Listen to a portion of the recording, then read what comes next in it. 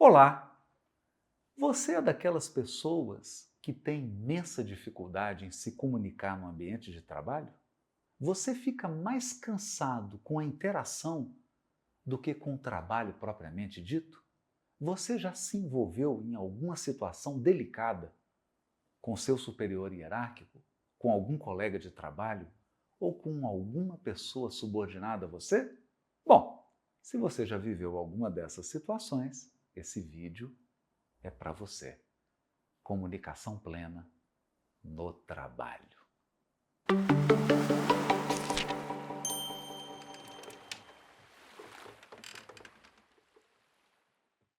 Antes de falar sobre comunicação plena no trabalho, se inscreva no canal do YouTube, no canal Odisseia. Clica aí no sininho para você receber as notificações, dê o seu like e faça comentários. Compartilhe esse conteúdo com as pessoas que você gosta. Eu tenho certeza que tem alguém próximo a você que vai adorar receber uma indicação de um tema como esse. Há algo que caracteriza a comunicação no trabalho. O ambiente do trabalho possui três elementos que o distinguem de todos os outros. O primeiro elemento é hierarquia. O segundo elemento é competição. E o terceiro elemento é cooperação, por mais paradoxal que isso pareça. Vamos falar de cada um deles. Em todo ambiente de trabalho, ainda que você seja um autônomo, digamos que você seja dentista, médico, enfermeira, um psicólogo, uma psicóloga, mesmo sendo autônomo, você responde a um conselho, você responde a órgãos governamentais que estabelecem normas, que te fiscalizam. Existe uma hierarquia. Se você trabalha em uma empresa pública ou privada, há uma hierarquia clara. Essa é uma característica do ambiente de trabalho. Em toda comunicação onde há hierarquia, nós precisamos de algumas estratégias para não tropeçarmos nas palavras, para não tropeçarmos na interação. Além disso, o ambiente do trabalho é um ambiente competitivo. Há concorrentes, os clientes podem migrar do seu serviço, do seu produto, para outro fornecedor, para outro prestador de serviço. E há também cooperação. Ou você não tem uma rede de fornecedores, ou você não tem uma equipe de trabalho, ou você não tem um time. Nós competimos, mas ao mesmo tempo cooperamos. Nesse sentido, se nós não tivermos estratégias de comunicação para lidar com a hierarquia, com a competição e com a cooperação, com certeza, teremos dificuldade em nos relacionar no ambiente de trabalho. Teremos dificuldade em interagir com as pessoas que circundam o nosso trabalho, a nossa atividade profissional. Vamos começar pela hierarquia. Há aqui dois aspectos.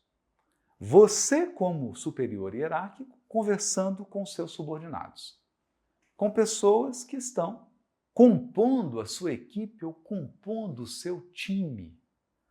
Você sabia que a Justiça do Trabalho tem apontado como uma das maiores causas de processo o assédio moral e o assédio sexual? Isso significa que os líderes, que aqueles que têm um poder hierárquico, não estão sabendo lidar com esse poder. Não estão sabendo interagir no ambiente de trabalho. Há necessidade de você assediar uma pessoa para mostrar sua autoridade?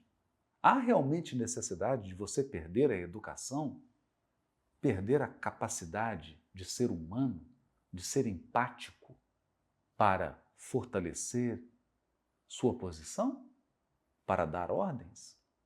Eu preciso ser agressivo para me posicionar? Acreditamos que não. Nós acreditamos que a comunicação pacífica e pacificadora é a mais eficiente e ela é a mais eficaz. Só ela é capaz de atingir resultados efetivos a longo prazo. Portanto, você pode se posicionar, você pode mostrar a sua autoridade, o seu poder, sem necessidade de assediar moralmente quem quer que seja, sem necessidade de ser grosseiro, sem necessidade de perder a humanidade. Como fazemos isso?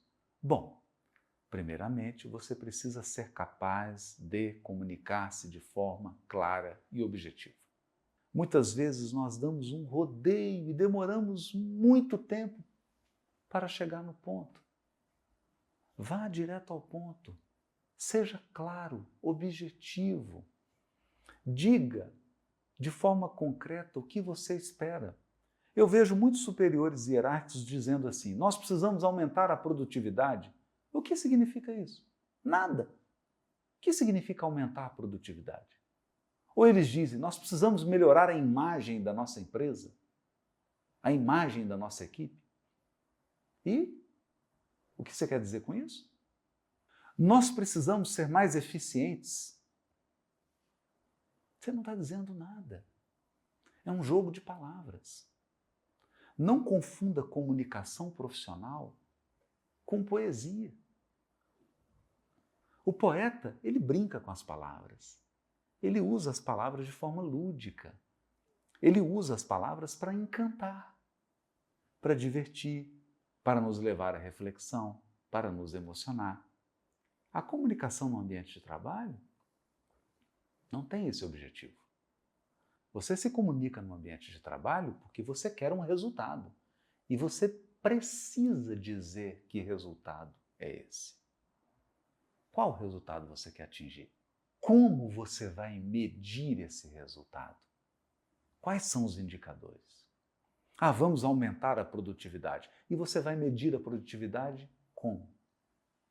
Qual critério você vai utilizar para dizer que a produtividade foi baixa, foi média ou foi alta? Qual o critério? Qual a nota de corte? Você tem que comunicar isso. Você tem que dizer: equipe, eu espero atingir esse resultado. Esse resultado eu vou medir dessa maneira. Se nós atingirmos isso, o resultado foi excelente. Se nós atingirmos isso, o resultado foi razoável. Se nós ficarmos nesse patamar, o resultado foi ruim. Você precisa comunicar de forma clara as suas expectativas. Porque muitas vezes você fica alimentando expectativas sobre os seus colaboradores, mas você não diz para eles. Qual expectativa você tem sobre o desempenho deles? Qual expectativa você tem sobre a entrega deles? E você quer que eles leiam a sua mente, que eles adivinhem. Não, você precisa dizer com serenidade, com educação e com firmeza o que você quer. Se você é um subordinado, e nós sempre somos subordinados e superiores hierárquicos, nós sempre estamos no meio. Quando você está na posição subordinada, entenda uma coisa: dentro da sua competência você decide, dentro da competência do seu superior é ele que decide. Cuidado para não invadir. Cuidado para não querer decidir aquilo que não lhe compete.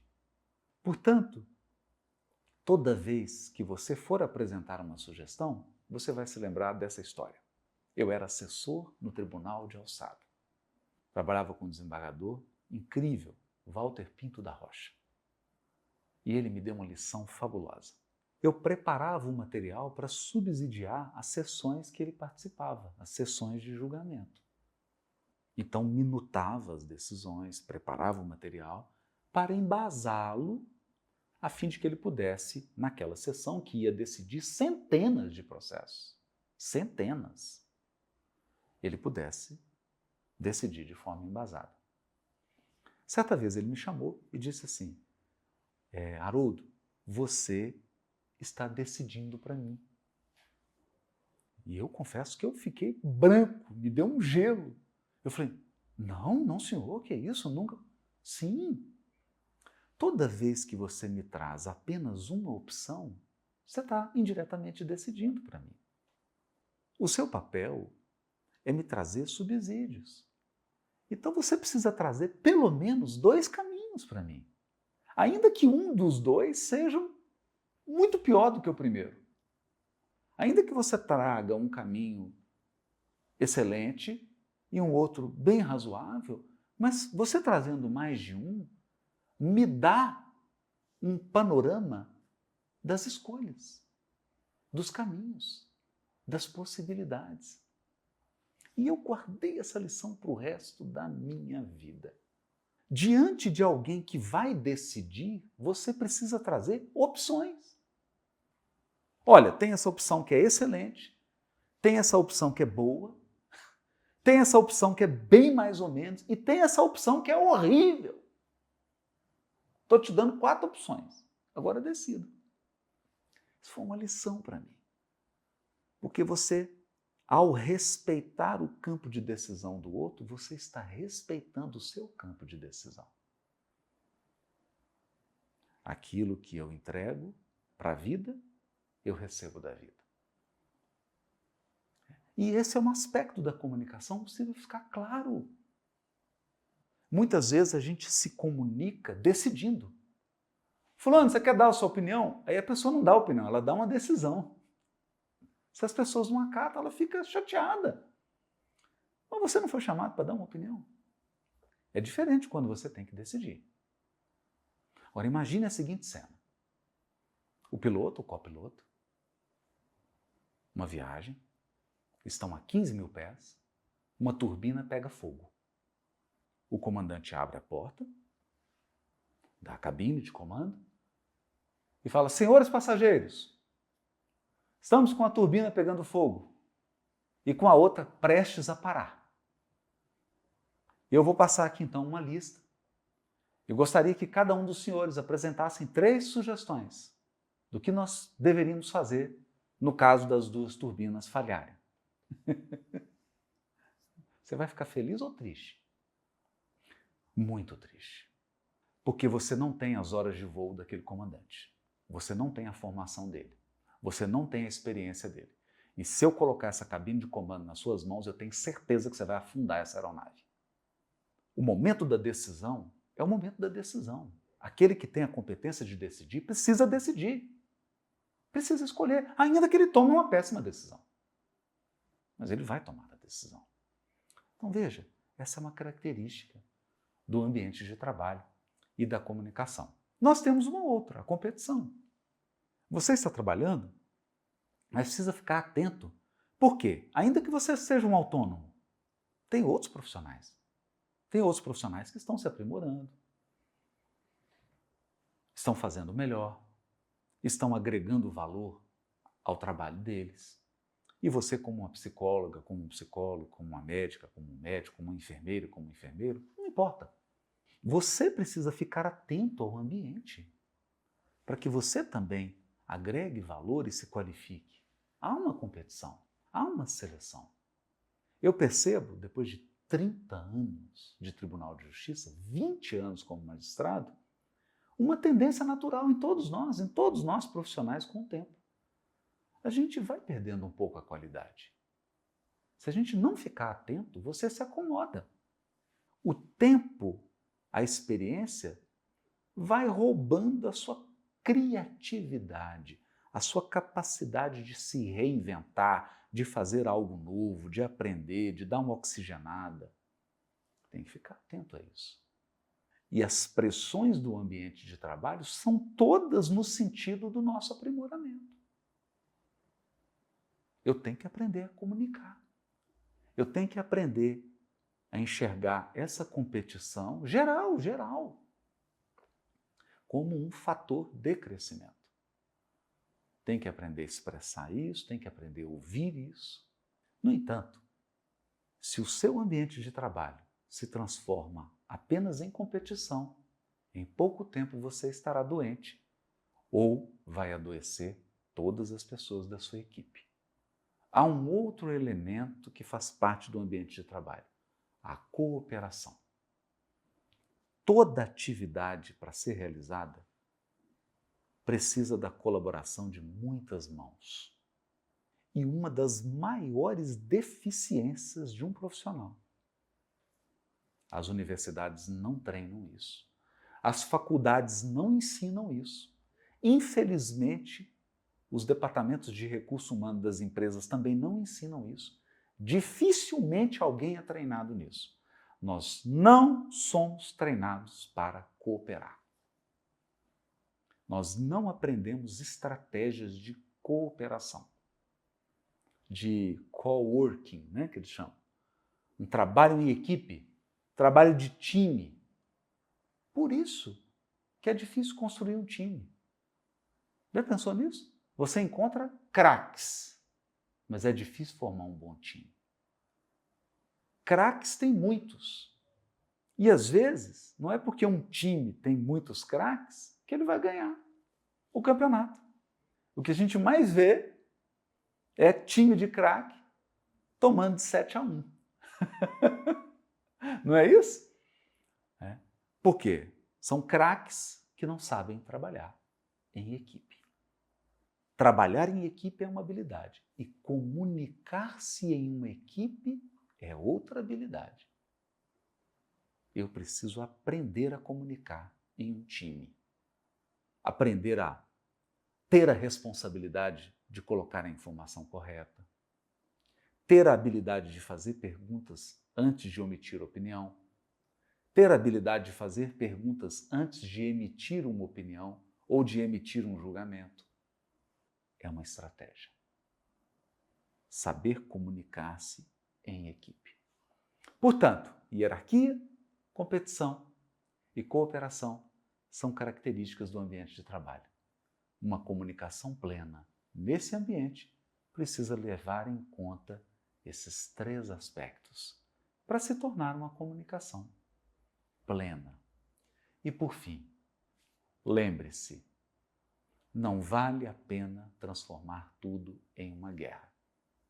A comunicação deve ser pacífica e pacificadora.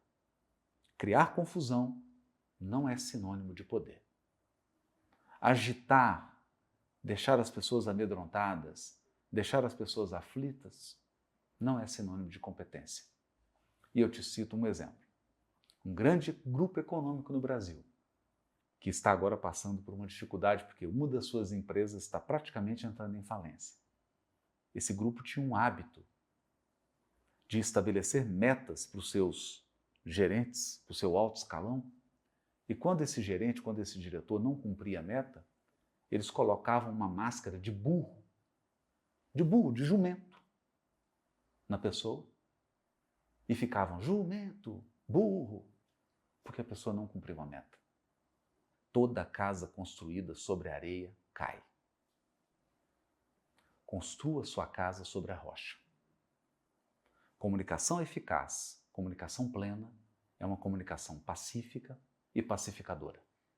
Você está ali para construir.